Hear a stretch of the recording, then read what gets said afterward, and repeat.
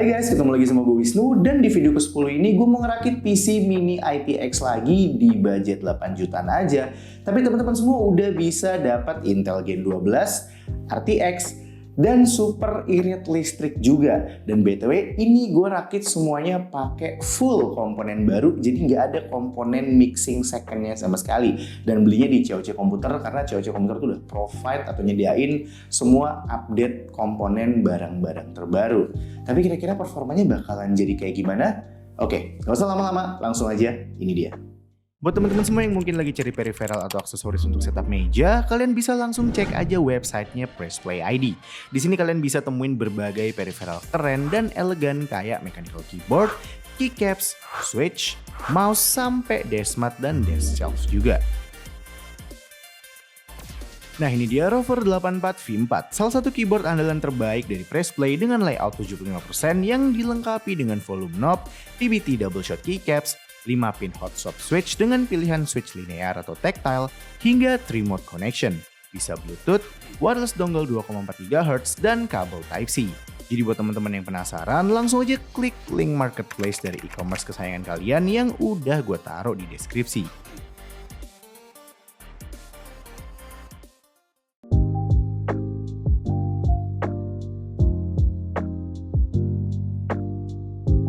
Oke, langsung aja buat prosesornya. Di sini gue pakai i3 12100F yang punya 4 cores, 8 threads, dan maksimum boostnya hingga 4,3 GHz dengan TDP-nya yang ada di angka 58 Watt, yang menurut gue udah sangat cukup dalam memenuhi kebutuhan user.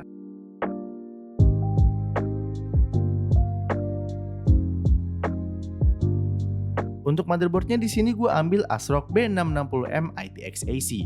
Mobo standar dengan chipset B660 yang dilengkapi dengan PCIe Gen 4, satu Hyper M.2 NVMe PCIe Gen 4 X4, dan kapasitas RAM hingga 64 GB dengan maksimum frekuensi yang ada di angka 5000 MHz.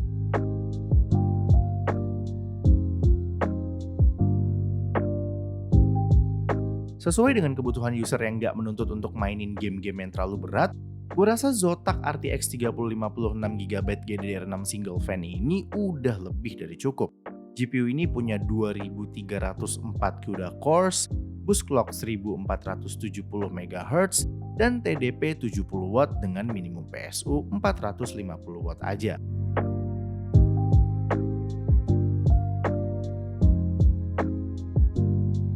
Lanjut buat RAM-nya, di sini gue pilih Zadak Twist 16GB atau 2x8GB DDR4 dengan maksimum frekuensinya yang ada di angka 3200 MHz. Selain desainnya yang simple dan speknya yang masuk dengan build PC kali ini, harganya juga terbilang sangat reasonable untuk jadi pertimbangan.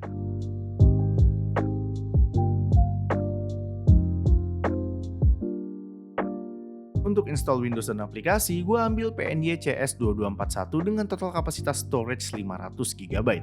NVMe PCIe Gen 4 X4 yang satu ini punya kecepatan read hingga 4700 MB per second dan kecepatan write-nya yang ada di angka 1700 MB per second, yang terbilang cukup kencang dengan cover masa garansi 5 tahun.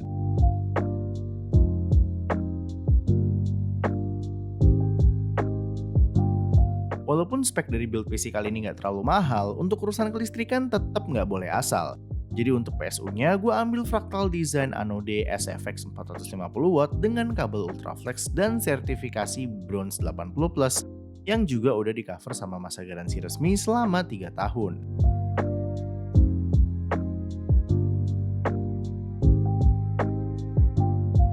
Oke, buat build mini ITX kali ini gue pilih casing PC Cooler Mini i100G Pro Mesh lagi. Casing ini adalah casing mini ITX yang bener-bener mini dari segi ukuran, berkelas dari segi tampilan, dan pastinya juga nggak kemahalan, karena masih di bawah angka 1 jutaan.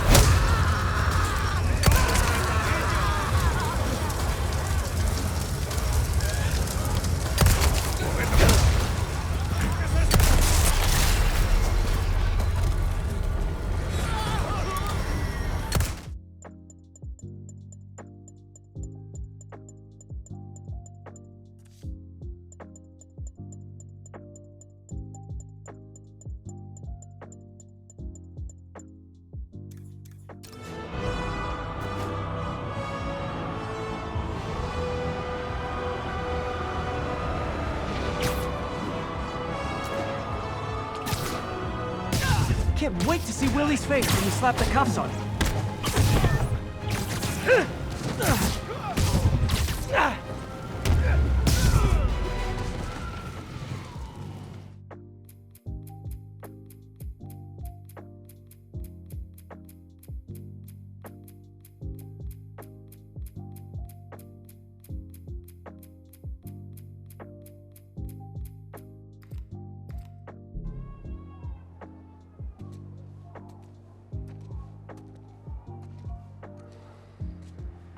Attention. Citizens are required to carry a current ID at all times. Compliance with all city personnel is mandatory.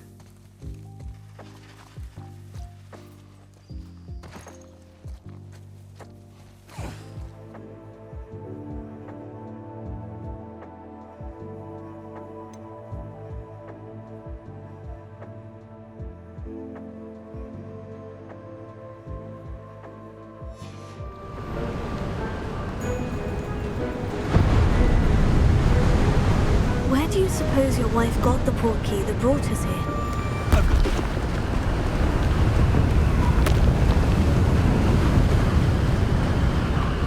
Almost there!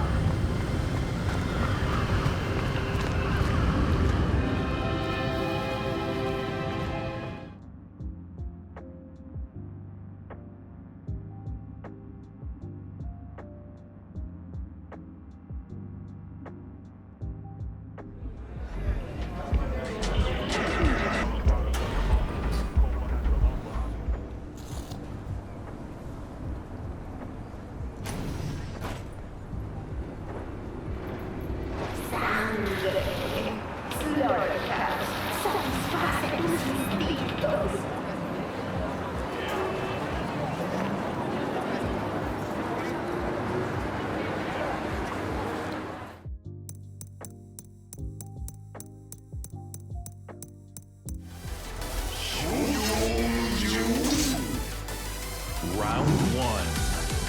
Fight.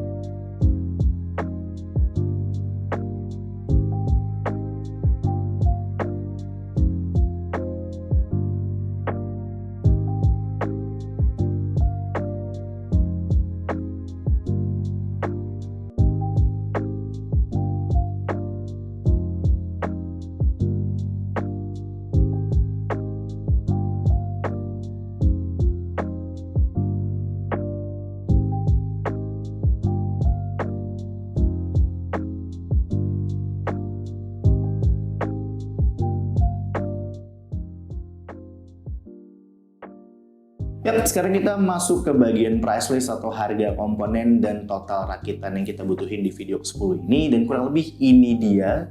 Oke, kalau misalkan kita lihat dari harganya dan performanya, kira-kira menurut teman-teman apakah worth it atau enggak? Dan di sini gue juga ada nyediain beberapa perbandingan rakitan PC Mini ITX sebelumnya dan rakitan PC Mini ITX di video ke-10 ini. Yang sebelumnya gue pakai 10105F dan 1660 Ti, dan yang sekarang itu pakai 1200F sama RTX 3050, dan performanya teman-teman bisa lihat sendiri. Untuk beberapa game kayak God of War di sini sedikit lebih unggul di rakitan video sebelumnya yang pakai 10105F sama 1660 Ti. Begitu juga dengan beberapa game lain, tapi di beberapa game tertentu kayak Spider-Man ini untuk RTX 3050 dan 12100F juga lebih unggul. Jadi semuanya plus minus. Misalkan kalian mau performa yang lebih tinggi atau slightly lebih better tapi ada mixing komponen second, atau kalian mau full pakai komponen baru tapi mungkin sedikit turun dari yang 1660 Ti tapi pakai RTX 3050. Oke, itu semua tergantung kebutuhan teman-teman aja dan prefernya kalian lebih suka atau lebih butuh yang kayak gimana. gimana untuk jangka panjang dan lain sebagainya, teman-teman yang lebih tahu. Oke, sharing sedikit tentang pengalaman gue selama ngerakit di video ke-10 ini. Gue nemuin satu kendala di bagian riser PCIe Gen 3 bawaan dari casing PC Cooler Mini i100G Pro Mesh-nya. Jadi karena ini risernya adalah PCIe Gen 3, sedangkan si Mobo-nya yang B660M ITX AC ini Gen 4, terus juga Zotac RTX 3050-nya ini Gen 4, PCIe Gen 4. Jadi dia nggak kompatibel sama si PCIe Gen 3 dari risernya. Jadi akhirnya yang terjadi adalah nge-freeze, dan beberapa kali gue coba biasanya auto detect, tapi ini nggak bisa. Udah sempat ngontak orang PC Cooler dan responnya juga bagus, cepet banget, langsung ditanggapin. Tapi problemnya masih nggak hilang, dan makasih banyak buat teman-teman di komunitas sharing PC itu semuanya ngebantu di sana, dan memang ada kendala antara PCIe Gen 3 dan PCIe Gen 4. Makasih banyak buat teman-teman yang udah ngasih saran, semuanya itu benar-benar jadi problem solving di video ke-10 ini, terutama untuk Om Lambang KP. Makasih banyak yang udah ngasih tahu juga buat setting di BIOS untuk ganti PCIe Gen 3-nya secara manual aja. Jadi terpaksa PCIe Gen 4-nya yang ada di Mobo itu di BIOS kita ganti dulu ke PCIe Gen 3, dan dia baru berjalan normal, sama sekali nggak nge-freeze dan ya normal-normal aja. Tapi sayangnya kalau misalkan ini kita lakukan di GPU yang mungkin lebih high end, mungkin perbedaan performanya akan berasa, akan ada sedikit gap antara PCIe Gen 3 dan PCIe Gen 4-nya. Tapi untuk di RTX 3050 ini, karena RTX 3050 bukan GPU yang high end banget atau tinggi performa banget, jadi untuk perbedaan performanya di sini nggak terlalu jauh. Di sini gue ada ngukur Cyberpunk juga, yang sebelumnya gue langsung tes langsung tanpa riser, langsung dari colok ke Mobo pakai GPU-nya itu dari langsung ke detect PCIe Gen 4, terus yang satu lagi itu gue pakai riser PCIe Gen 3. Bedanya slightly banget lah, cuman sedikit banget, 0, sekian berapa, tapi ada bedanya tapi sedikit banget dan nggak terlalu signifikan. Tapi kalau pakai GPU yang lebih high end mungkin perbedaan performanya akan lebih berasa. Jadi teman-teman harus perhatiin juga untuk rakitan-rakitan teman-teman semua nanti untuk PCIe Gen 3, PCIe Gen 4 itu akan ada gap atau perbedaan performanya nanti. Jadi harus benar-benar cermat untuk beli komponen gitu. Oke, mungkin itu aja untuk sharing pengalaman gue di rakitan video ke-10 ini.